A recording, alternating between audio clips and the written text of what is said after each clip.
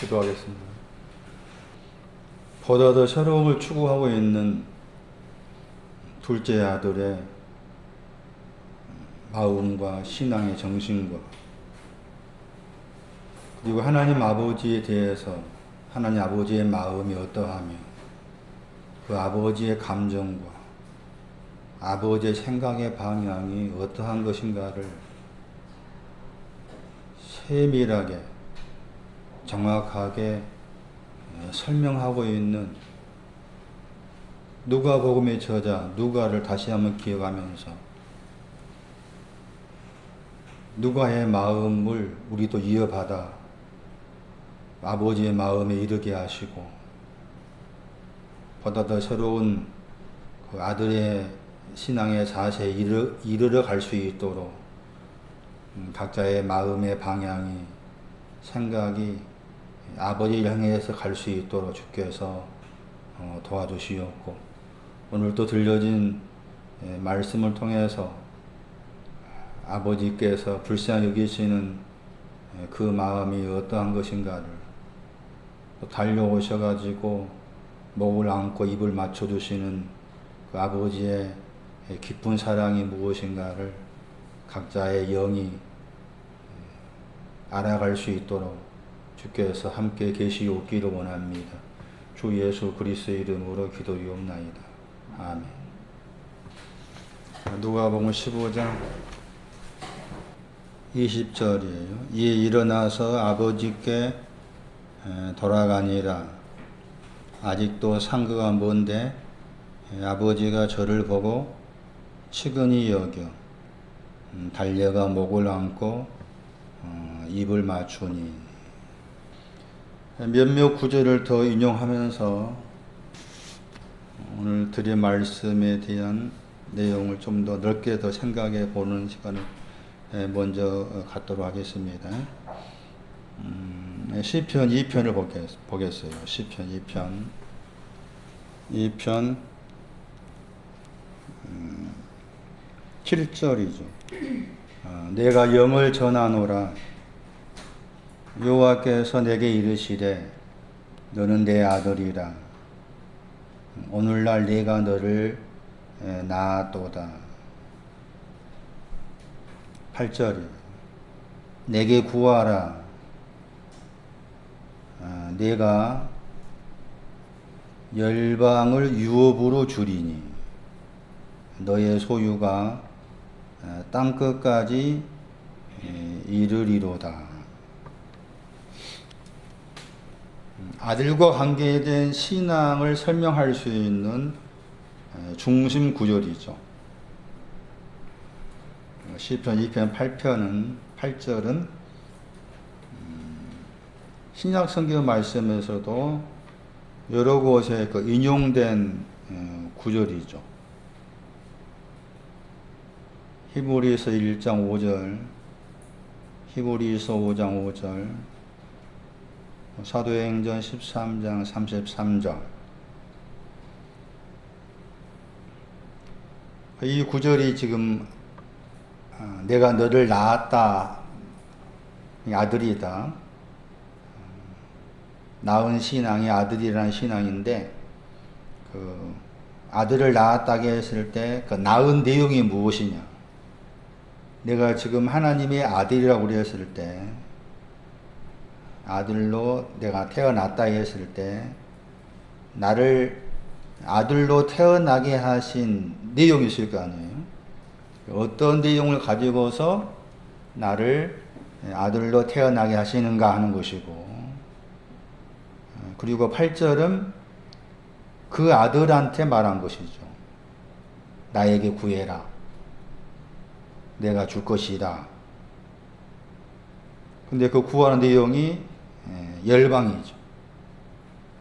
그러니까 아들의 신앙을 가지고 나서 하나님께 기도를 통해서 구해야 될 내용이 열방을 구하라고 한 거죠. 그 열방을 구하면은 그 열방을 줄 텐데 그 열방을 유업을 준다는 것이죠. 그리고 유업이라는 것이 이제 그 같은 구절에서 땅 끝이 되는 거죠. 땅 끝. 그래서 이 구절이 그 아들과 관계에서 방금 말씀드린 것처럼 중요한 중심 구절이라 할 수가 있는데, 내가 하나님의 아들로 태어났다 했을 때 그 태어남의 내용이 의를 말합니다. 의의 내용이 여러 가지가 있는데 태어남과 관계에서도 의를 말합니다. 그게 시편 22편 31절에 나와요. 태어나다의 단어가. 거기에 의를 말합니다. 그러니까 하나님의 의로서 태어난 것을 아들이라고 하죠. 하나님의 의로서 의를 가지고 태어나게 하신다는 것이고, 하나님의 의가 있어야만이 그게 아들이라는 신앙이다. 그런 내용을 말씀하시는 거죠. 그래서 이 맥락에서 살폈을 때 고전 1장 30절 말씀, 우리가 많이 들었던 구절인데 거기에 의로움과 거룩함과 구속함과 지혜가 나오죠. 거기에서 고전 1장 30절에서 의로움도 아들로서 보는 거죠. 아들의 신앙을 의로움이라고 그런다. 그렇게 이해를 해서도 틀리지 않는다. 의로움 다음에 거룩함이 있죠. 그 다음에 구속함이 있어야 되고 지혜가 있어야 되고, 우리가 지금 계속 듣고 있는 말씀에 의하면은 즐거워하고 기뻐하고 심히 기뻐하는, 심히 기뻐하는 신앙이 지혜가 되는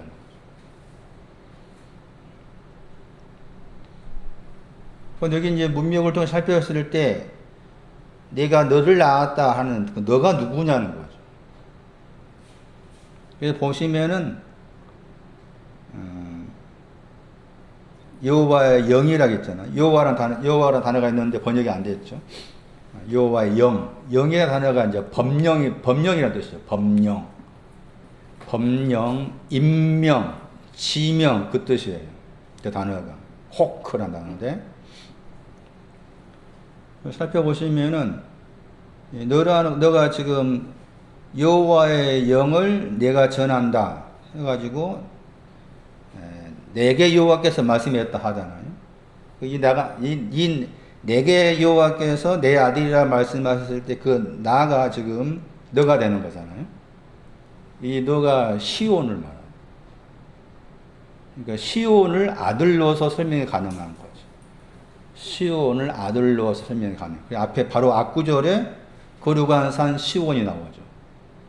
거룩한 산 시온 위에 나의 왕 예수 그리스도가 거기에 내가 세웠다고 했잖아요. 그래서 시온이라는 그 용어도 의를 통해서 태어난 아들의 신앙을 또 시온이라고도 말할 수 있다는 거죠. 그것도 기억할 필요가 있어요. 그래서 앞에 이제 바로 앞구절에 6절이잖아요. 거기 앞구절에서 시온을 언급하고, 그리고 나서 이제 7절에서 오늘날 내가 너를 낳았다 했을 때 너가 시온과 관계된다. 그 부분도 기억할 필요가 있어요. 그리고 나서 말씀드렸던 것처럼 아들의 신앙 가진 사람, 의가 온 사람은 이제 열방을 구해야 되죠. 너는 내게 구하라 그랬죠. 구하는데 이제 열방을 준다고 그랬죠. 구하다 하는 단어하고 준다 단어. 열방을 주시는데 그 열방을 유업으로 준다고 그랬죠. 그러니까 구하라고 했을 때 구하는 내용이 열방을 말해요.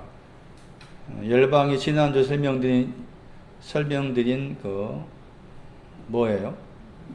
이방이에요. 이 고임. 그럼 열방을 구한다는 말은 무슨 말이면서? 아들의 신앙, 의로움의 신앙을 가진 아들의 신앙이 온 사람한테 열방을 구해라. 그러면은 그 열방을 구하면은 그 열방을 유업으로 주겠다. 근데 그 유업의 내용이 땅 끝이다. 그 열방을 구하는 것이 뭐가 되겠어요? 열방도 세 가지 했잖아요. 모든 족속이 열방이었죠. 염소, 양. 양, 염소도 그 열방 안에 들어있는 거잖아요. 이방 안에. 그러니까 열방을 구한다 그 말은 아들한테 한 말이잖아요. 아들한테 열방을 구해라 그 말은 죽는다. 아들의 신앙이 와도 죽는다. 그거 알아라 그 말이죠. 왜 아들의 신앙, 아들이 됐는데 죽는 것이냐? 그거 구해봐라 그 말이죠. 그 허물과 죄를 죽었다가 에베소 2장 1절이 했잖아요. 죽는다와 관계된 대표적인 구절 에베소 2장 1절이고, 그 다음에 죽는다, 헬라어에서 죽는다라는 그 단어와 관계된 것이 일어나다, 에게이로. 아직 일어나지 못한 것이 죽는 거예요. 그러니까 죽는다는 그 용어가 우리가 알고 있는 겉의 죽음이 아닌 거죠. 아들이 되었는데도 죽는구나. 그 아들이 됐는데도 왜 죽는 거냐? 허물과 죄 때문에 죽는 것인데, 허물과 죄 때문에 죽는 것에 대해서 물어봐라 그 말. 구하라 단어가 샤알인데 이게 다르게 번역하면 물어보다 뜻이에요. 물어보다, 뭐 요구하다, 그런 뜻이 되는 거예요. 그러니까 아들이 됐는데 죽는다. 죽었을 때 또 살아나지요. 그래서 즐거워하잖아요. 또 즐거워했는데 또 잃어버리죠. 잃어버린 찾는 것이잖아요. 그런 걸 구하라 그 말이죠. 물어봐라. 그런 내용에 물어봐라. 그러면은 그런 내용이 열방에 속한 것인데, 그래 뭘 주겠다고 그 말해요. 유업을 주겠다 하잖아. 유업이 같은 게 땅끝이에요. 심히 기뻐하는 신앙. 땅끝의 신앙이 심히 기뻐하는 신앙을 땅끝이라고 그러고, 그것을 유업이라고 그래요. 그래서 아들과 관계해서 아들이 된 신앙을 가진 사람이 구해야 될 내용이 열방에 대한 것이, 그것이 이방이고, 열방의 그 대표적 구절을 제가 소개했던 것처럼 염소였잖아요. 그러니까 염소는 이제 즐거운 신앙의 원사람이라고 했고, 거기 마태 25장에 거기에서 나온 사람이 양이었죠. 기뻐한 신앙. 기뻐한 신앙 가진 사람한테 번역된도 한다면 창세전부터 예비된 왕국을 준다겠죠. 왕국을 상속한, 왕국을 유업을 주겠다겠죠. 유업. 그 유업이 나오잖아요. 그 유업을 주겠다 할 때 그 유업의 신앙이 이제 심히 기뻐한 신앙을 말한 것이니까. 그러니까 여기 이제 이 구절이 또 중요한 것이, 시편 2편 거기 8절이 중요한 것이, 구하다, 번역된다, 구하라 번역했죠. 다르게 번역하면 말씀드렸던 것처럼 요구하다, 물어봐라 그 말이고, 그럼 준다겠죠. 구하면 주겠다. 어디서 많이 안 들어봤어요? 구해라 그러면 주겠다. 마태 7장을 보세요. 마태 7장 7절. 마태 7장 7절. 여기 구하라 그랬죠. 그 다음에 주신다고 그랬죠. 마태 7장 7절. 그리고 구하라 하는 그 단어가 아이테오잖아요. 헬라어로. 이 아이테오라는 단어의 히브리어가 시편 2편의 샤. 주신다 하는 그 히브리어가 여기 마태 7장 7절의 디돔이에요. 그러면 마태 7장 7절 말씀에 구하라고 그랬죠? 너희들이죠. 너희들은 구하라. 그러면 줄 것이다 했잖아요. 그러면 무엇으로 구할 거냐 그 말이죠. 구하라 그러면 주신다 했을 때 대부분의 이제 교회에서 해석하게 되면은 구하는 것이 다 이제 우리가 알고 있는 식의 구하는 거잖아요. 근데 이 구절이 시편 2편과 관계된다. 아까쯤에 시편 2편 몇 절이었어요? 8절이었잖아요. 그러니까 시편 2편 8절하고 관계된 구절이에요. 연결된 구절이라고 말해요. 연결된 구절. 그럼 구하라 주신다고 했을 때 뭘 구하라고 말합니까? 열방을 구하라. 그러니까 기도에 대한 거 다 내 영혼에 대한 것이지 겉의 것이 아니에요. 지금 뭐 코로나가 뭐 빨리 완쾌되게 뭐 구하고 그것은 그 기도가 아니야. 그것은. 그러니까 구하는 것도 지금 열방에 대해서 구하는 것이죠. 마태 7장 7절 다시 보세요. 찾으라고 했죠?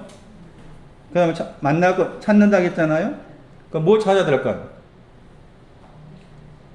찾으라 그러면 찾을 것이요. 뭘 찾아야 될까? 그렇게 설명할 수 있죠. 그 단어로 해석한다면 뒤에 찾는다 그 단어가 잃어버린 걸 찾는다 그 단어예요. 찾는다가. 그러니까 두 번째로 구하라 하는 단어가 이미 6장에 사용해서 6장 33절 말씀. 너희는 먼저 그의 나라와 그때 사용 단어예요. 재태오라는 단어가. 그건 뒤에 거기 이제 재태오라는 단어가 구하라 했고 뒤에 이제 찾을 거라고 했잖아요. 저 단어가 이제 망하다, 멸망한다, 찾는다를 사용 단어예요. 그러니까 여러 가지 해석이 나올 수 있지만은 그 멸망한 걸 찾는다고 연관해서 생각한다. 구하는 것은 멸망에 대해 구하라. 그러면은 찾게 주게 되면 뭐가 되겠어요? 기뻐하면 오겠죠? 네, 그런 의미라고 말이지. 그러니까 잠깐 소개해드린 마태 7장 7절 설명이지만 이런 내용들이 일반적으로 우리가 알고 있는 식의 뭐 구하고 찾고 그런 개념이 아니란 것이고 이미 이제 그래서 마태가 의도적으로 구하는 걸 잘못 구할 수가 있잖아요. 그래서 거기 이제 구하라 하는 그 아이테오를 쓴 거예요. 7장 8절에. 또 썼죠. 그리고 다시 7장 9절 또 쓰죠. 너희 중 어떤 사람 하면서 아들이 나오죠 또. 아들이 나오잖아요. 7장 9절에 아들이 나오죠. 그 아들이 지금 시편 2편이 그 아들이라. 오늘가 너를 낳았던 아들이지. 그 아들이 뭘 구해요? 떡을 구하는데 돌을 줄 자 있겠냐 그거 하잖아요. 그러니까 떡을 구하고 그 다음에 또 아들이 또 구하죠. 7장 10절에 또 아이 태우죠. 7장 10절에 생선을 구하죠. 생선을 구하는데 또 뱀을 줄 자 있겠느냐 그렇게 말하죠. 그리고 나서 7장 거기 11절 말씀에도 또 구하라가 나오죠. 7장 11절에 11절 바로 앞에 나오죠. 7장 11절에서 구하는 것은 번역이 안 됐죠.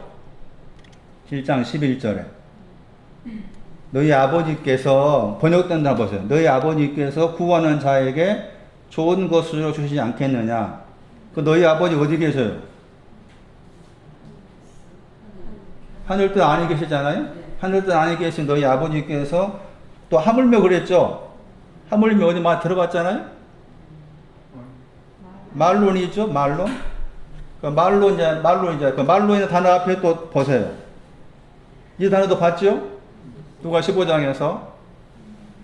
그리고 그렇게 살펴야 되는 거예요. 그런데 10장 11절 말씀에서 구한다고 했을 때 구하는 내용이 원어 성경에 뭐예요? 아우톤이죠. 그를 구하는 거죠. 아버지를 구하는 거죠. 아버지와 하나됨을 구하는 거죠. 그 말인 거죠.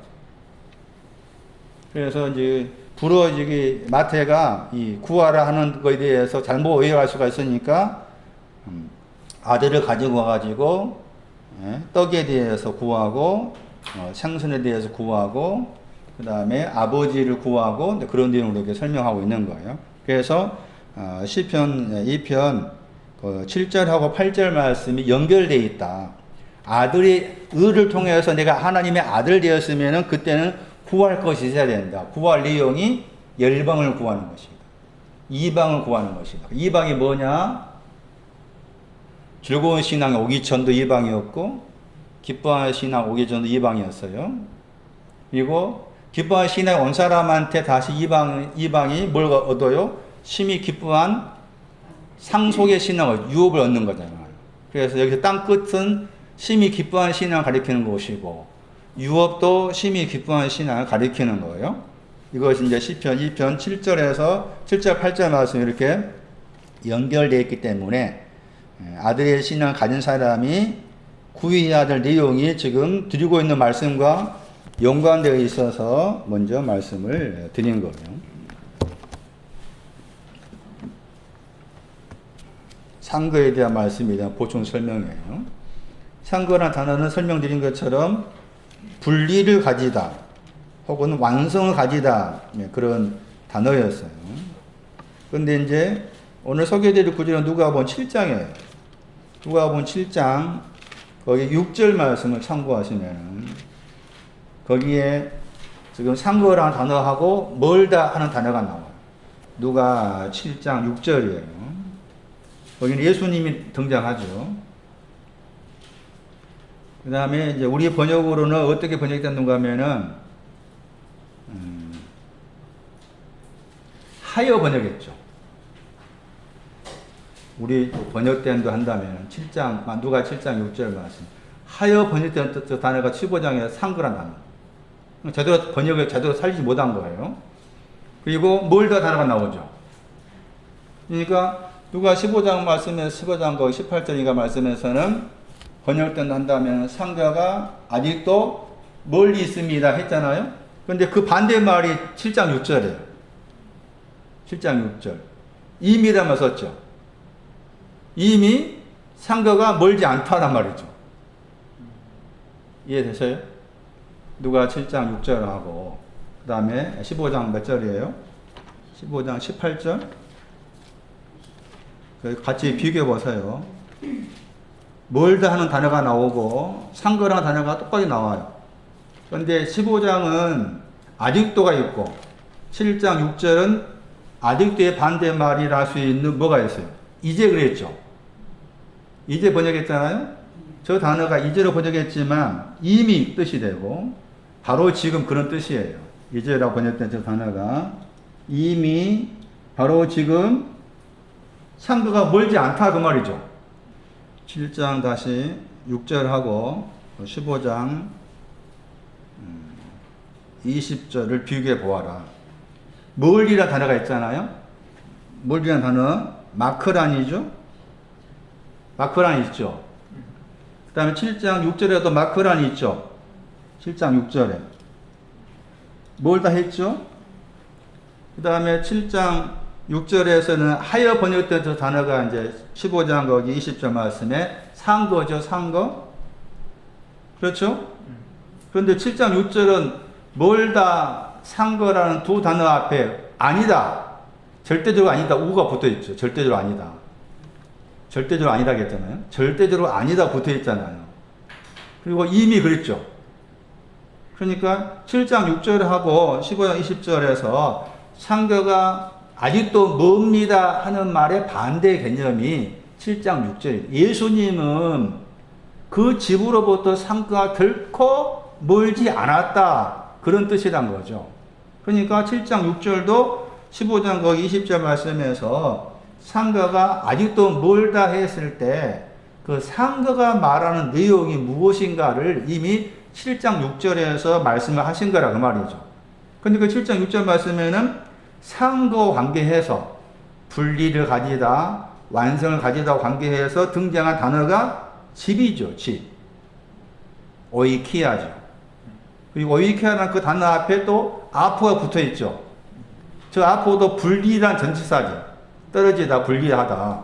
물론 이렇게 합성어로는 여기 완성의 뜻도 있지만 대부분이 분리의 뜻이 들어있죠.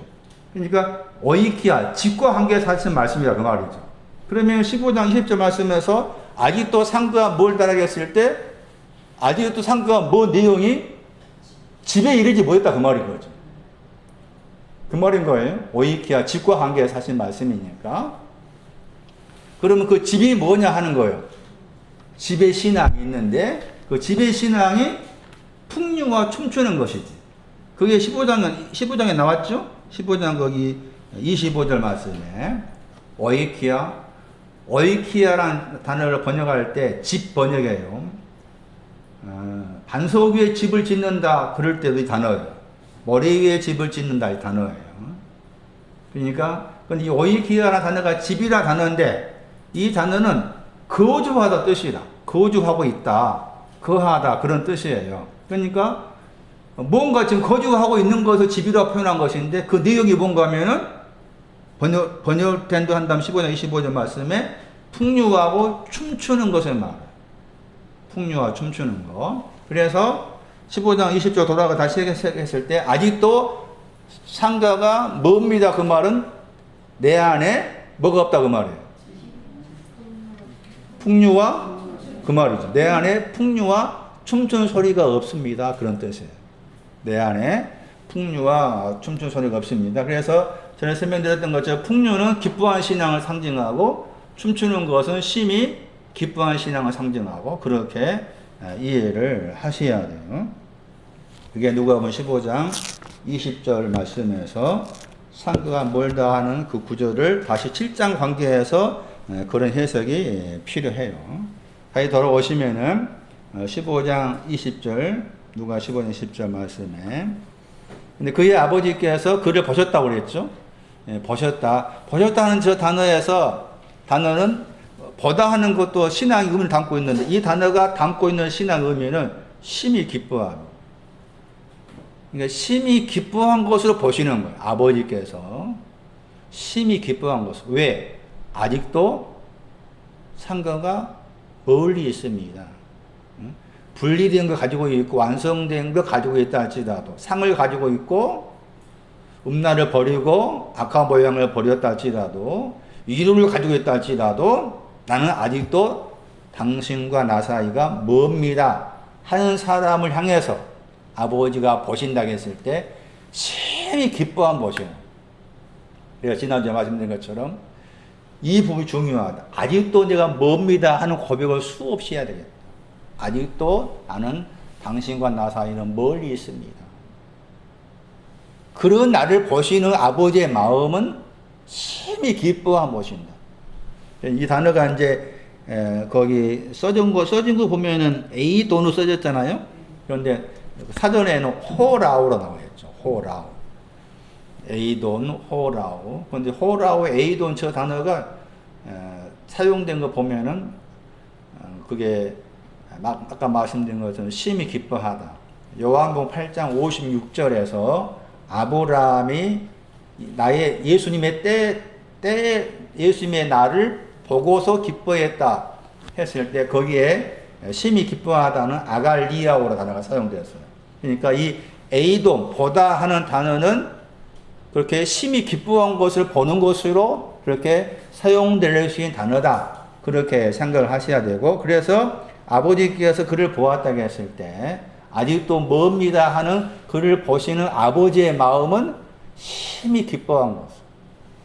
심히 기뻐함을 주기 위해서죠. 심히 기뻐함 내용을 주기 위해서 보신 거예요. 그러니까 보신 것이 항상 먼저예요. 측은 여기다가 다음이고, 측은 여기다, 불상 여기다 그 다음이고, 보시는 것이 먼저고, 그 다음에 불상 여겼다. 이렇게 되는 거예요. 그러니까 나를 보시는 눈은 심히 기뻐함을 보시고, 그 다음에 심히 기뻐한 것이 이르려면 뭐를 해야 돼?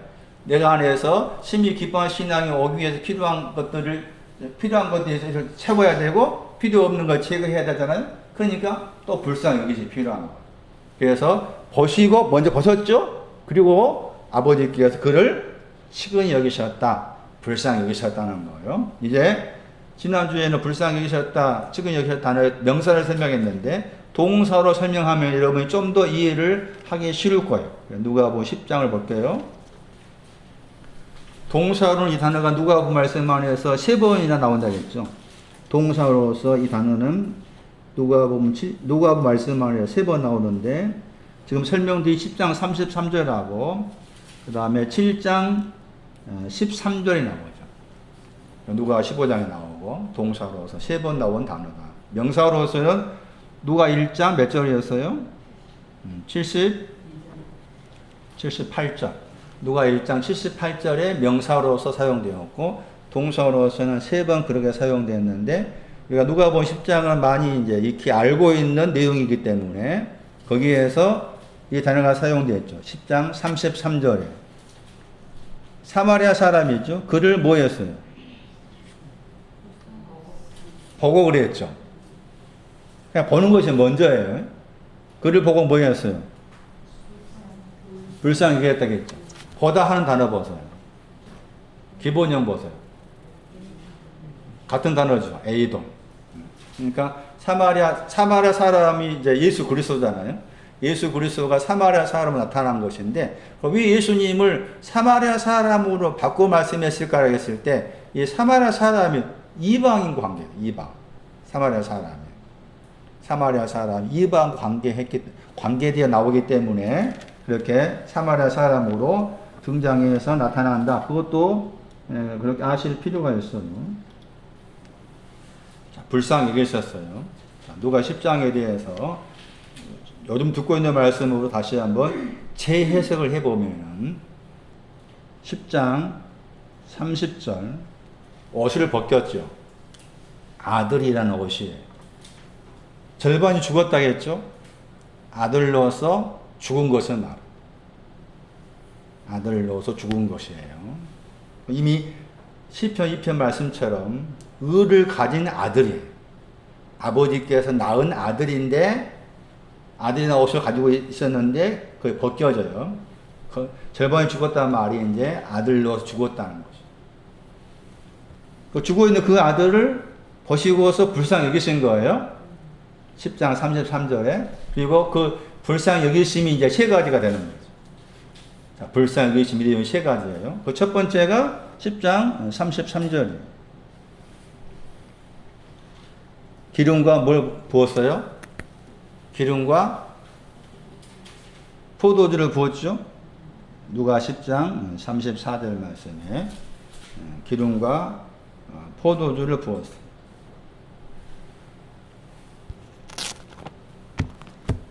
기름은 죽은 아들을 살게 만든 것이고, 죽은 아들을 살게 만든 것이고, 포도주는 즐거워하는 것이죠.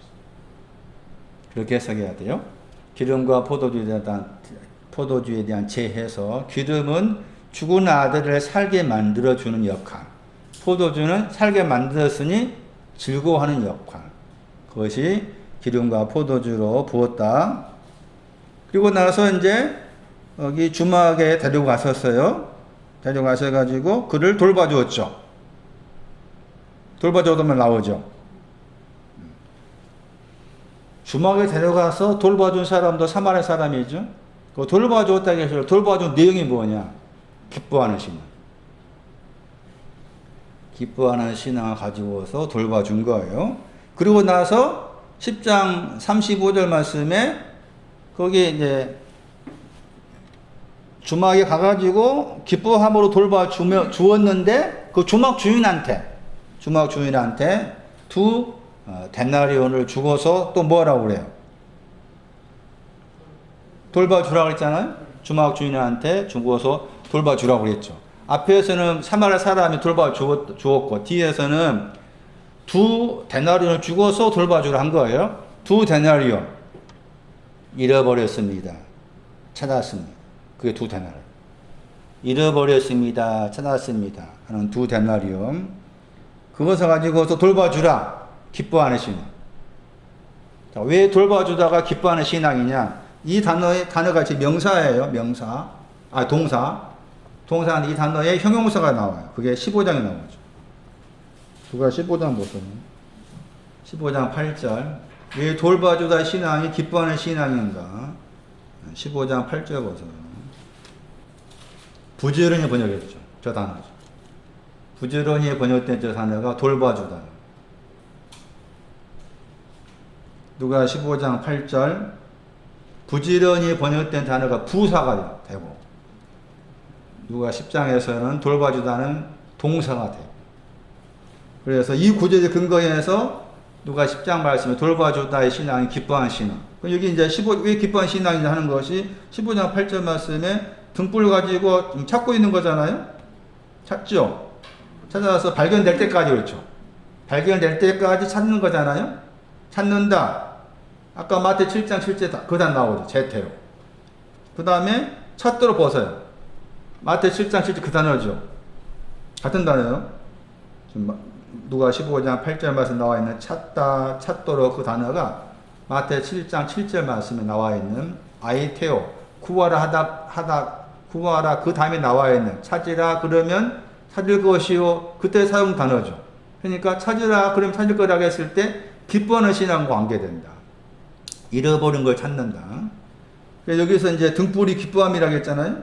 그리고 부지런히 찾는다고 했을 때 찾은 결과가 뭐예요? 찾은 결과가 기쁨이잖아요. 15장 10절. 기쁨이죠.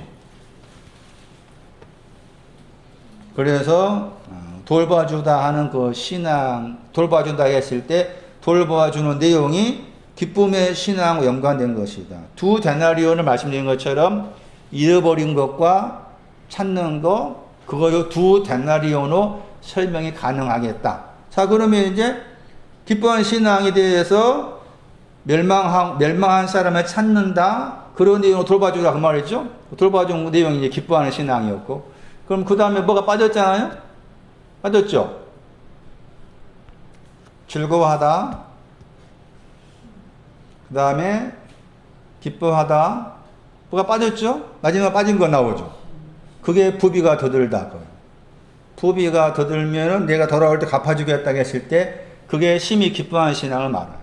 그러니까 불쌍히 여기다 했을 때 불쌍히 여기시면 세 가지를 말해요. 즐거워하는 신앙에 대해 즐거워하는 신앙을 오게 하기 위해서 불쌍히 여기시고 그 다음에 기뻐하는 신앙에 대해서 심히 기뻐하는 신앙에 대해서 그 세 가지를 세 가지 것을 합쳐가지고 불쌍히 여기시다, 측은히 여기시다 그렇게 말을 할 수가 있겠다. 참고로 돌봐주다 했을 때 돌봐주다는 저 단어 속에 들어있는 이 단어가 합성어예요. 합성어인데 이 구절도 기억할 필요가 있어요. 돌봐주다와 관계된 구절이니까 우리가 많이 알고 있는 구절이에요. 베드로전서 5장 보세요. 베드로전서 5장 7절을 보세요. 염려가 나오죠. 염려인데 그 염려가 모든 염려예요. 그러니까 염려가 하나가 아니라 그 말이죠. 모든 염려를 주께 맡겨버려라. 던져버려라. 이는 제가 너희를 뭐한다고 했어요? 번역을 공고하다 번역했죠? 너희를 공고하다 했죠. 권고하다 하는 저 단어가 돌봐주다 거기에 들어있어요. 그러면 해석이 필요하겠죠. 자, 베드로전서 5장 7절 요즘 같은 경우에 교회마다 아마 설교한다면 이 구절을 설교하겠죠. 그러겠죠. 염려를 다 주께 맡겨. 코로나에 대한 염려를 주께 맡겨버리라. 그럼 하나님께서 공고하실 것이다. 할 수 있겠잖아요. 그렇게 성경 그렇게 말하고 있지 않다는 거죠. 그럼 염려가 뭐겠어요? 공고하다가 돌봐준다 말이니까. 염려가 뭐겠어요? 무엇에 대한 염려예요? 모든 염려가. 무엇에 대한 염려? 기뻐하고 심히 기뻐한 것. 기뻐하고 심히 기뻐한 것에 대한 염려를 말해요. 기뻐하는 신앙에 대해 염려하고 심히 기뻐하는 신앙에 대해 염려했을 때 공고하다, 돌봐준다는 거죠. 참고로 이 단어 돌봐주다의 명사가 나와요. 사도행전 27장에 나와요. 사도행전 27장 3절에 나와요. 사도행전 27장 3절에서 이 돌봐주다의 명사가 나오는데 그 구절은 심히 기뻐하는 신앙을 가리켜요. 사도행전 27장 3절 말씀에 돌봐주다 하는 명사가 나오는데 그 구절이 심히 기뻐하는 신앙을 그렇게 가리킨다. 그러니까 돌봐주다는 거 크게 두 가지다. 기뻐하는 신앙 돌봐주다, 심히 기뻐하는 신앙을 돌봐주다. 그렇게 해석을 할 수가 있다. 사도행전 27장 3절 번역을 그렇게 번역 안 했죠. 대접 번역했죠. 대접 번역했죠. 그 다음에 받았다 보세요. 대접이 지금 돌봐주다 단어예요. 다르게 보면 돌봐주다 말이죠. 그 다음에 그 돌봐주는 걸 받았다 그랬죠. 받았다 단어 보세요. 어디서 많이 안 들어봤어요? 팅캉. 죄를 범하다의 반대 단어죠. 죄를 범하다의 반대 단어. 목표를 맞추다죠. 팅캉가 목표를 맞추다야. 그래서 이 구절은 심히 기뻐한 신앙과 연관을 지어서 해석할 수 있는 거예요. 그러니까 돌봐주는 것은 두 가지인 거예요. 기뻐한 신앙으로 돌봐주고 심히 기뻐한 신앙으로 돌봐주고. 그래서 부비가 더 들면 내가 갚아주겠다 했을 때 부비가 더 들은 내용은 심히 기뻐한 신앙 관계해서 부비가 더 드는 것을 말한 것이다. 이렇게 이해를 하셔야 되겠어요. 자, 이제 달려오신 이유가 목을 안아주기 위해서, 목을 안아주고 입 맞추기 위해서 달려오셔요. 달려가 그랬잖아요. 달리다. 저 단어 참 중요한 단어죠. 왜냐하면은 다른 박질 하다 그 단어잖아요. 다른 박질 하는데 어떤 데서는 그 다른 박질이 헛된 다른 박질도 있어요. 그 말 나오죠. 갈라디아서 같은 말씀에 하면은 다른 박질 하는데 헛되게 다른 박질 하지 말아라. 그런 표현이 나와요. 살로 3장 말씀에는 말씀이 달려온다. 말씀이 달려온다. 고전 9장 20 몇 절인가 말씀에는 경주장에서 다른 박진 한다 나오죠? 뭘 얻기 위해서? 하나 얻기 위해서. 헤이스. 하나의 신화 얻기 다른 박진하다. 그럴 때 사용 단어가 이 단어예요. 다른 박진. 그런데 여기서는 지금 다른 박진에 오신 것은 그 불쌍히 여기신 관계된 거잖아요. 불쌍히 여기심. 그 불쌍히 여기신 걸 다 정리해 주기 위해서 다른 박진에 오시는데, 다른 박진에 오셔가지고 하신 일이 뭔가 하면은 그의 목을 안으신 거죠. 그의 목을 안으셨다 그랬죠. 그리고 그를 입맞추었다. 이렇게 나와요. 그의 목을 안으셨다. 그냥 겉에 표현을 하면 이제 기뻐서 서로 간에 이제 아버지가 아들을 안으시는 그런 모습이라 할 수 있겠지만은, 내용적으로 생각했을 때 왜 목을 안을까? 그 사람 중동지방 인사 표현이니까 그렇다. 그렇게만 생각하면 안 되겠죠. 왜 목을 안았다 했을까? 이 단어의 동사가 있어요.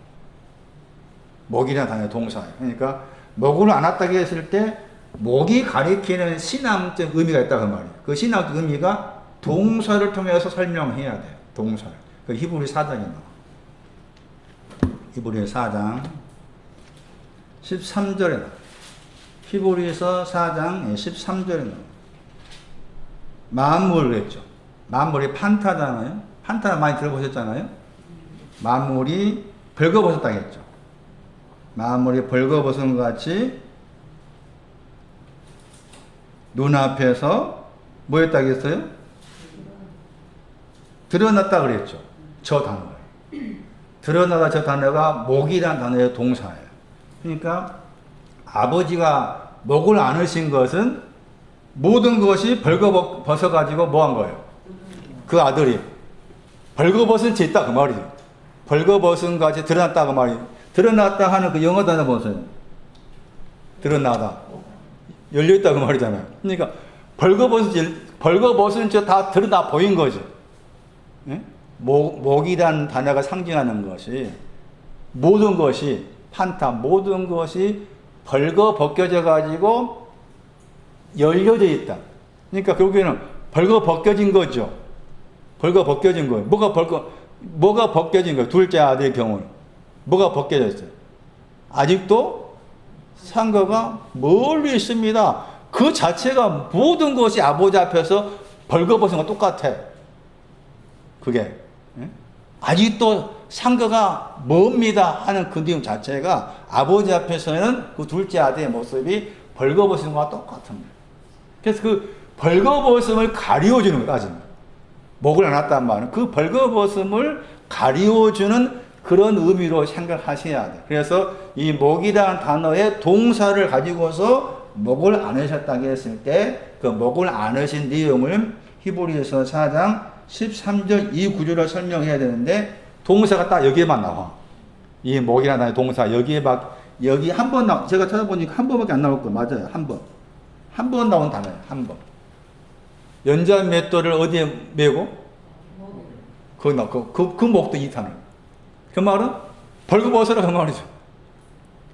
바다에 던져라 그 말은 바닷속에 가가지고 바닷속에서 벌거벗어라. 바다가 뭐 상징해요? 바다가 상징하는 것이. 악인 상징하죠. 이사야서 57장 말씀에 계시록 21장 1절은 바다는 아직도. 바다가 아직도라는 단어가 나와요. 바다와 관계. 그러니까 바다의 상징은 아직도예요.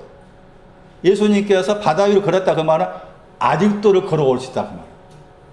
예수님께서 바다 위로 걸어오신 것은 바다의 상징이 아직도라. 그러니까 계시록 21장 1절 말씀에 바다는 그 번역된 보세요. 찾아보세요. 말이 나왔으니까. 계시록 21장 1절 다시 번역했죠. 계시록 21장 1절 말씀. 바다는 다시 있지 않다겠죠. 다시 번역했죠. 다시가 에티잖아. 아직도죠. 그러니까 바다는 아직도 바다라는 아직도는 이제 없습니다. 그 뜻이죠. 바다라는 아직도는 없습니다. 뭐 때문에? 뭐 때문에? 이 구절에. 새 하늘과 새 땅. 새 하늘과 새 땅을 보았다겠죠. 21장 1절. 새 하늘 새 땅을 보았다겠죠. 보다 단어 보세요. 아까 아버지가 그를 보았죠. 아버지가 그를 보았죠. 계시록 21장 1절. 새 하늘 새 땅을 보았다겠죠. 아버지가 아들을 본 것은 새 하늘과 새 땅으로 보고 있는 거죠. 그런 의미다. 그래서 바다는 아직도 관계돼. 아직도라는 바다가 있지 않습니다. 왜 없느냐? 새 하늘과 새 땅 이미 왔으니까. 이거 와버렸으니까 아직도 없는 거지, 이제. 그 말인 거예요. 그래서 바다의 상징은 아직도 상징하고 아직도를 상징하는 그런 내용이다. 목에 대한 설명을 잠시 드렸고, 이제 그 목의 단어가 드러났다, 벌거벗은 채로 드러났다고 했을 때, 벌거벗은 채로 드러난 내용이 이제 아직도 뭡니다 하는 거였잖아요. 그러면 내 자신이 하나님 아버지 앞에서 히브리 말씀처럼 모든 것이 벌거벗은 채로 드러나게 되면은, 내가 가지고 있는 것이 벌거벗은 채로 나의 모든 것이 들통나면은, 예? 들통나면은 완전히 벌거벗었다 이렇게 드러나게 되면은 내 마음에 뭐가 오냐면 두려움이 와요. 그래서 이 목을 안으셨다고 해서 이 목은 벌거벗은 채로 드러난 것을 말하고, 안으셨다는 저 단어가 두려움과 관계돼요. 그러니까 벌거벗게 되면 두려움이 생기는데 그 두려움을 안아주었다, 그 뜻이 되는 거예요. 두려움 안아주었다. 그래서 누가복음 1장 보세요. 누가 1장 12절이에요. 지금 누가 1장 12절 말씀 보시면은 안으셨다는 단어가 나와요. 누가 1장 12절. 여기 번역 안 되어 있죠. 누가 1장 12절 말씀 보시면 사가라는 사람이 나오죠. 사가라 이름의 뜻이 여호와께서 기억하시다 뜻이에요. 놀랬다겠죠. 놀랬다 하는 저 신앙은 심히 기뻐하는 신앙이 없기 때문에 놀라는 거예요. 그리고 나서 두려움이 나왔죠. 무서워하다가 두려움. 무서워하다 번역했잖아요. 번역은 그냥 무서워하다 그렇게 간단히 번역했잖아요. 그런데 원어 성경에는 에피아우톤 그랬죠. F가 위다 말이죠. 그 위에 그 말이죠. 그 위에 두려움이 에피피프터죠. 안다 단어가. 다시 보세요. 누가 1장 12절하고 15장 20절 보세요. 안고 15장 20절 안고 그랬죠? 그 발음이 에피피프토잖아요. 에피피프토. 그 다음에 목이란 그 단어에도 앞에 전치사가 에피죠.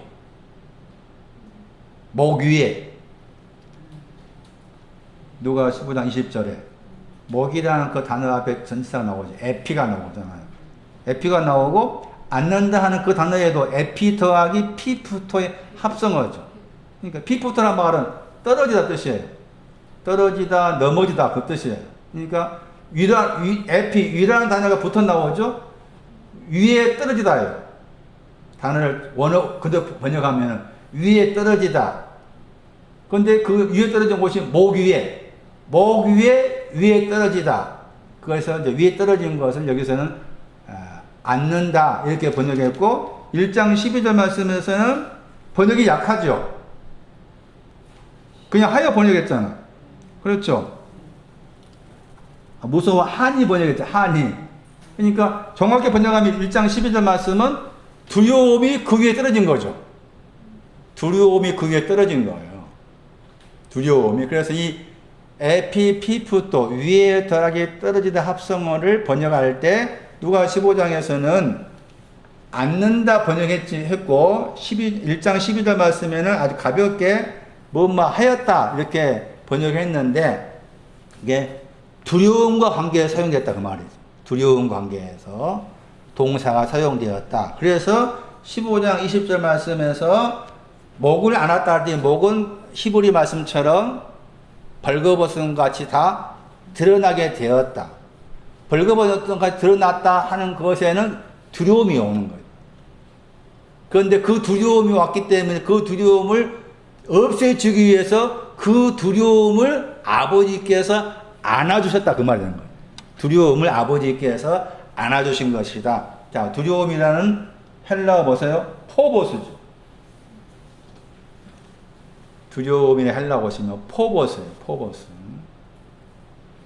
그 두려워한다고 했을 때 저 단어가 가리키는 그 두려움의 위치가 있어요. 두려움의 위치. 어디까지를 가리켜서 두려워하다 하느냐 했을 때 마태 28장을 보세요. 마태 28장 8절 보세요. 두려움에 대한 설명이에요. 무서움, 두려움, 포보스. 무서움 번역했죠. 포보스. 마태 28장 8절에. 근데 그 다음에 나오는 구절 보세요. 그 다음에 나오는 단어. 뭐가 나와요? 큰 기쁨이라겠죠. 큰 기쁨이 있는데 두려움이다 그 말이죠. 마태 28장 8절에. 그러니까 두려움 위치는 뭐예요? 큰 기쁨이 와도 뭐 한다? 심히 기쁨이 없으니까 두려워한다 그 말이죠. 기쁨이 와 있지만 심히 기뻐한 것이 없기 때문에 두려워하다 이거예요. 그래서 이 두려워 포보스라는 두려움 위치가 심히 기뻐한 것이 없기 때문에 두려워하는 거죠. 벌거벗은 채 다 드러나 보였어요? 그 두려움이 왔어요? 그 두려움을 안아줬다? 두려움의 위치는 마태 28장에 의하면은 기쁨의 신앙이 온 사람에게도 두려움이 있다. 심히 기뻐함이 오지 않으면은 기뻐함이 있어도 두려워하다. 로마서 8장. 로마서 8장 15절도 두려움과 관계된 중요한 구절이에요. 로마서 8장 15절. 무서워하다가 두려움의 포보스. 종의 영이죠. 두려움은 종의 영과 관계돼요. 종의 영. 그런데 거기에 종의 영이 두려움과 관계된 것인데, 그건 이제 반대 개념이죠? 종의 영이 아니고 무슨 영이에요? 양자로 번역했죠? 양자로 번역하면 안 된다겠죠? 근데 양자로 번역했죠? 이 단어가 어디 나왔어요? 갈라디아서 4장 5절 나왔죠? 갈라디아서 4장 5절. 제 기억으로도 7절 나와 있어요. 갈라디아서. 아들의 위치라겠죠. 아들로서 놓여지다. 그 아들이 상속자로서 아들이었죠. 그리고 그 구절에 뭐가 나와요? 번역대는 한 다음에 양자 영이잖아요. 종의 영은 두려움 관계되고. 그러면 종의 영이 두려움 관계됐을 때 그 종의 영은 뭐예요? 기쁨의 신앙이 온 사람이죠. 기쁨의 신앙이 왔는데 종의 영 가운데 있는 것이죠. 그런데 두려움이 있다. 그런데 그 두려움을 제거하는 것이 뭐예요? 번역된 사람 양자 영이죠. 그 양자 영이 오니까 뭐예요? 아바 아버지를 하잖아. 갈라디아 나오셨죠? 4장에 아바 아버지의 신앙은 뭐라겠어요? 심히 기뻐하는 신앙이에요. 아바 아버지의 신앙은 심히 기뻐하는 신앙이에요. 그래서 로마서 8장 15절 말씀도 좀 두려움 관계된 것이니까. 그러니까 아버지께서 목을 안으셨다고 했을 때 그것은 뭘 주기 위해서죠? 아바 아버지라 부를 수 있는 양자의 영을 주기 위해서. 두려움 없애고 아바 아버지 부를 수 있는 양자의 영을 주기 위해서 목을 안으신 거다. 다시 요한복음 4장. 요한 1서 4장. 두려움 관계된 중요한 구절. 요한 1서 4장. 이 구절을 많이 알고 있는 구절이었거든요. 요한 1서 4장 18절 말씀. 사랑 안에는 뭐가 없어요? 요한일서 4장 18절. 사랑 안에는 두려움이 없다겠죠. 절대적으로 없다. 절대도 아니다. 우크. 절대적으로 아니다. 사랑 안에는 두려움이 절대적으로 없다. 아니다. 그 사랑이 뭐냐? 그 사랑 안에. 그 사랑이 뭐냐? 온전한 사랑이죠. 온전한 사랑은 두려움을 뭐 한다고 했어요? 쫓아낸다고 했죠. 자, 그 온전한 사랑이 뭐예요? 심히 기뻐함. 심히 기뻐함이 온전한 사랑. 심히 기뻐함이 온전한 사랑. 사랑 안에 있다는 말이 뭐냐? 심히 기뻐함 안에 있는 거. 이 구절도 두려움과 관계된 중요한 구절. 요한일서 4장 18절, 로마서 8장 15절, 마태 28장, 누가 1장 말씀에서. 그래서 목을 안으셨다고 했을 때 목을 안으신 내용이 무엇인가에 대한 설명을 방금 말씀드린 그런 구절을 통해서 설명할 수가 있었어요. 자, 그리고 나서 이제 목을 먼저 안으셔야 되는 거예요. 순서가. 목을 먼저 안으시고, 목을 먼저 안으신 이유는 뭐예요? 뭐 하기 위해서요? 누가 15장 20절로 해석하면 목을 먼저 안으신 이유는 입 맞추기 위해서. 목을 먼저 안으신 이유는 입 맞추기 위해서. 두려움을 없애고 두려움이 없어져야 이제 입 맞춤이 나오는 거죠. 그래서 그를 입 맞췄다. 카타 필레오죠. 카타 필레오 했을 때 필레오 그러면은 사랑하다. 내가 너를 사랑하느냐? 그 내용과 관계된 요한복음 21장 말씀에 거기에서 주님은 아가파오로 물었고 베드로는 필레오로 대답했잖아요. 그 필레오가 이제 입 맞추다, 사랑하다 번역할 수 있지만 또 입 맞추다 그렇게 번역할 수가 있는데 여기에서는 카타를 붙였죠. 그럼 이 카타는 전치사로 말하면은 카타는 반대하다, 내려가다 그런 뜻이 들어있어요. 그런데 이 합성어가 됐을 때 이 카타는 무슨 뜻이 있어요? 무슨 뜻이 있어요? 열렬하게. 제 기억으로 열렬하게. 그러니까 열렬하게 입맞추다. 입맞춤이 그냥 가벼이가 아니고 열렬하게, 강렬하게 입맞추다. 이 카타 필레오 한 사람이 있죠. 발에다가 누가 7장이에요. 여자 마리아가 발에다가 카타 필레오 했죠. 그래서 여기 카타 필레오라는 저 단어가 7장가 나오죠. 7장 38절, 7장 45절 거기에 나와요. 그런데 이 카타 필레오 입맞추다게 열렬하게 입맞추다게 했을 때 열렬하게 입맞춤이 이제 결과적으로 심히 기뻐함인 거예요. 하나됨이고 심히 기뻐한 것인데 그런데 이제 그렇게 해석할 수 있는 근거가 어디에 있는가 하면은 마태 26장에 나와요. 마태 26장 48절에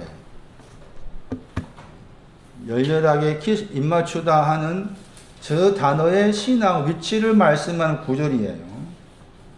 마태 26장 48절 맞나요? 안 많이 맞죠? 네? 49절이요? 49절이네. 제가 요즘에 눈이 점점 나빠져가지고 안경 써도 안 보여요. 적어놓고도 안 보여요. 글씨도 안 보여. 26장 49절이네요. 거기에 유다가 입맞추죠. 막 거기 나오죠? 글을 할 때 글이 예수님이잖아요. 입맞추었죠? 마태 26장 49절 뒤쪽에 찾았어요? 입맞추죠? 납비라고 그랬죠? 유다가 한 거 유다, 가룟 유다가. 근데 그 전에 보세요. 안녕하십니까? 물어봤어요. 안녕하십니까? 했죠? 단어 보세요. 카이로. 기뻐하다. 기뻐하다 가는데 종종 이와 같이 안녕하다 이렇게 번역돼요. 카이로가. 그래서 열렬하게 입맞춘 저 신앙은 카이로 다음이라는 거예요. 기뻐하는 신앙 다음이 열렬하게 입맞추게 되는, 열렬하게 입맞춘 것이다. 그런데 보세요. 안녕하십니까? 유다가 한 말이에요. 당신은 기뻐하십니까? 묻고서 유다가 예수님께 입 맞춘 거죠. 누가 15장 누가한테 입 맞춰요? 틀리죠. 아버지가 와서 입 맞춘 거 맞죠, 그게. 내가 입 맞춘 것은 그게 가룟유다야. 오늘날 가룟유다 내가 입 맞춘 거야. 내가 당신을 이렇게 사랑합니다. 내가 당신을 이렇게 합니다. 그게 가룟유다가 많은 거지. 아버지가 오셔서 입 맞춘 거. 이게 바른 신앙, 바른 정로지, 정로. 내가 입 맞췄다는 것은 내가 나를 속이는 거야. 가룟유다 자기 자신을 속이는 거잖아. 왜 속였어요? 지난 시간에 가룟유다에 뭐가 흘러버렸어? 창자. 예. 불쌍히 여기시면 다 흘러보내놓고서 이렇게 하고 있는 거지, 지금. 근데 보시면은, 미안한 이야기지만, 유튜브에 올라온 사람 제가 다는 안 봤어요. 뭐 볼 것도 없어. 근데, 뭐 젊은 사람이든 늙은 사람이, 늙은 목사들 간에 자기가 다 입 맞추고 있어. 저분이 와서 입 맞춘 사람은 드러내지를 않아. 저도 어쩔 수 없이 이런 상황이니까 찍지, 만약에 이 상황 끝나면 이거 찍을 필요 없어. 드러내지를 않아. 응? 은둔되는, 은둔한 심정으로 살아가는 것이지. 그러면 아버지께 입 맞춘 사람은 관심 받을 필요가 없지. 사람들한테 관심 가지려고 마음이 들 수가 없는 거지. 자기가 저분한테 입 맞추니까 계속 사람들한테 관심 받고자 하는 거야, 유튜브를. 마리아 입 맞춤은 다르죠. 그거 생각해 보세요. 가룟유다 자기가 입 맞췄잖아. 마리아가 자기가 입 맞췄죠. 근데 내용 다르죠. 왜 다른가를 하면 누가 7장하고 여기 비교해 보시면 나오게 되어 있어. 사실 방금 질문하신 것처럼 마리아 입 맞춤은 당신이 나를 그렇게 입 맞추기를 바라는 마음에서 선취해서 했다고 봐요. 선취. 이미 그렇게 하게 된 배경이 나와요. 뒤에 서 있다는 표현이라든지 머리털로 이렇게 씻었다든지 그런 표현들이 이미 정로를 향해 가고 있는 사람인 거지. 그래서 가룟유다가 예수를 입 맞춘 것하고 아버지가 그를 입 맞춘 것은 다르다. 아버지께서 나에게 입 맞추러 오시기를 내가 기다려야 된다. 그런데 그 전에 입 맞추심이 오기 전에 나를 안으셨다가 먼저인 거. 목을 안으신 것이 먼저고 그러고 나서 그를 입 맞추셨다. 그런데 그 전에는 아직도 멉니다.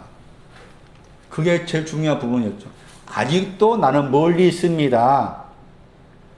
그것 때문에 불쌍히 여기시고 달려오셔서 목을 안으시고 그를 입 맞춰 주시고 이렇게 전개되는 모습이에요. 15장 20절까지 설명드렸죠. 다음 시간에 15장 21절, 22절 이렇게 설명드릴 텐데 시간이 좀 제가 생각하는 시간이 좀 있어서 사람에 대한 내용을 좀 정리를 할 필요가 있을 것 같아가지고 고전 15장을 좀 설명드리고 마칠게요. 사람 관계에 대한 신앙에 대해서 정리할 필요가 있어서 고전 15장을 제가 다시 설명드리고 합니다. 고전 15장 45절, 46절, 47절. 고전 15장 45절 말씀에 가치라는 단어가 나오죠. 가치. 그 단어가 중요한 거예요. 왜냐하면 15장 45절 말씀 어떻게 해석할 것인가에 대한 힌트를 주는 단어니까. 가치라는 단어가 후토스. 15장 42절 나오죠. 후토스 나오죠. 15장 42절에. 그 15장 42절은 15장 41절을 다시 풀어놓은 것이 15장 42절이죠. 그리고 15장 42절 말씀에서 후토스는 가치란 그 표현은 죽은 자의 부활에 대한 거죠. 죽은 자의 부활에 대해서. 자, 그리고 첫사람 아담이 나오죠. 그리고 마지막 아담이 나오죠. 그 첫사람 아담과 관계에서는 영혼이 나오죠. 푸시케. 마지막 아담에 대해서는 뭐가 나와요? 푸뉴마. 영이 나오죠. 왜 푸시케, 영혼 번역할 때 푸시케는 주로 영혼 번역, 영혼. 그 다음에 푸뉴마는 영 번역되죠. 그러니까 영어 성경 보시면은, 영어 밑에 보세요. 영어 성경 보시면은, 푸슈케는 영어로 번역할 때, soul이, soul. soul이란 말 들어보셨죠? soul. 차 이름도 있잖아, soul. 기아차, soul. 영어 단어인지 모르겠지만, soul, 영혼. 그런데 푸뉴마는 영어 보시면 스피릿을 죠. 스피릿. 이렇게 영어를 그렇게 나눠 번역해요. 이거 번역은 잘 번역된 거지. 푸뉴마는 번역할 때 영어로 스피릿 번역하고, 그 다음에 물론 푸뉴마라는 단어가 바람이 바람. 그러니까 바람으로 번역되지만 영어로 번역하면 대부분이 스피릿 그렇게 번역돼요. 그리고 나서 이제 15장 46절에 보시면은 첫사람이 나오고, 먼저가 나오죠. 먼저가 나오고, 먼저는 이제 육이 있는 자다. 육이 있는 자가 영혼에 속했단 말이죠. 육이 있는 자, 영혼에 속했다. 신령한 자는 영에 속했다. 그래서 먼저 아담은 영혼과 관계되고, 마지막 아담은 영과 관계해서 바울이 자기가 풀어놓은 거잖아요. 그리고 나서 15장 47절 보시면은, 첫사랑 그랬죠. 첫사랑 그랬죠. 그러니까 첫사람이라는 그 표현이 나오고, 그 다음에 둘째 사람이라는 표현이 나오죠. 그럼 다시 거기 보시면은, 15장 45절 보시면은, 첫사랑 그랬죠. 그런데 15장 45절은 첫사람 다음에 아담이 나오죠. 그래요? 구별을 지어야 되겠다는 말이에요. 첫사랑 아담이라는 표현하고 첫사람이라는 말하고 표현이 다르다. 내용이 다르다. 그리고 이제 마지막 아담 그랬잖아요. 그리고 근데 15장 47절 말씀에서는 두 번째 사람이라고 했죠. 제가 전에 설명했을 때 마지막 아담은 두 번째 사람과 같이 설명했을 거예요. 같이 설명하면 안 되겠다는 거예요. 그러면은 다시 이제 15장 47절 설명해야 돼. 첫 사람이 뭐라고 했어요? 에크겠죠. 땅으로부터라겠죠. 에크 찾았어요? 그 에크라는 단어는 안에 있다가 안에서 나오는 걸. 그러니까 영어로 번역하면은 주로 프롬 번역이에요. 프롬. 무엇으로부터. 그렇게 번역된 단어인데, 여기에서는 그렇게 프롬으로 번역 안 되어 있죠. 어프로 번역했죠. 땅에 있는데 땅에서 나올 때 그걸 에크라고 하는 거예요. 에크. 안에 있다가, 땅 안에 있다가 땅에서 나오는 것을 에크란 전사 쓴 거다. 근데 그게 이제 땅에서 나왔다고 했는데 그 땅이 뭐냐? 땅이 무엇이냐? 땅이 뭐라고 그랬어요? 15장 47절에 번역된 단어는 뭐가 땅이에요? 흙에 속한 자라겠죠. 코이코스. 흙에 속한 자라겠죠? 다시 보세요. 15장 46절, 47절이죠. 첫사람은 땅에서 번역된 한다면 땅에서 났으니, 났다는 말이 없죠. 태어나다가 아니니까. 에크를 그렇게 번역한 거죠. 우로부터, 땅으로부터. 동사가 없죠. 동사가 없어요. 15장 47절에. 그리고 땅으로부터라고 한 다음에 그 다음에 나와 있는 그 형용사죠. 흙에 속했다 번역했죠. 코이코스. 그랬죠. 이 흙에 속했다 하는 이 단어가 먼지라는 단어의 형용사예요. 먼지라는 단어의 형용사.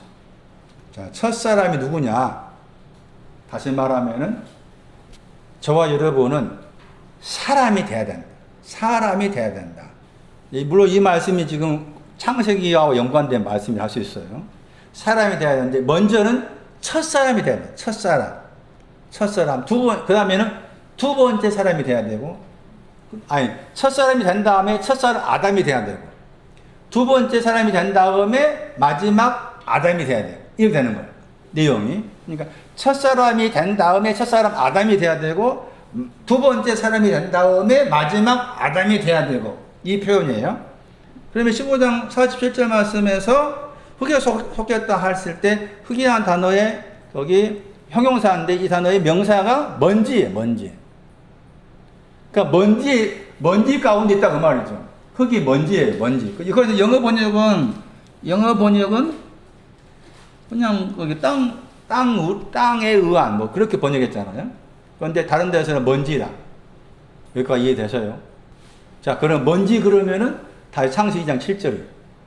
창세기 2장 7절 말씀에 땅으로부터 먼지가 나. 정확한 번역은. 땅으로부터 먼지로 아담을 지었다. 이거. 땅으로부터, 먼지가 어디서 나온 거예요? 그렇죠. 땅에서 나온 거지. 먼지가 땅에 있다가 땅에서 나온 그 먼지로 사람을 지었다. 그리고 그 지었는데 코에다가 생기를 불어 넣으니까 생명이 됐다 하잖아요. 그 생명이 되었다가 여기 15장 이제 45절 말씀입니다. 15장 45절 말씀에. 그랬을 때 먼지가 뭘까? 먼지가 죽었다. 땅에서 나온 먼지거든. 거기 히브리어를 정확히 번역하면 창세기 7절 말씀에. 그럼 그 땅이 뭔가 하면 그 땅이 아들의 신앙을 상징하. 아들의 신앙을 상징. 그리고 이 먼지는 죽었다는데 죽어 있는 것이 이 먼지와 관계된 성경 구절이 사무엘상 2장 8절. 사무엘상 2장 8절. 시편 22편 16절하고 30절이에요.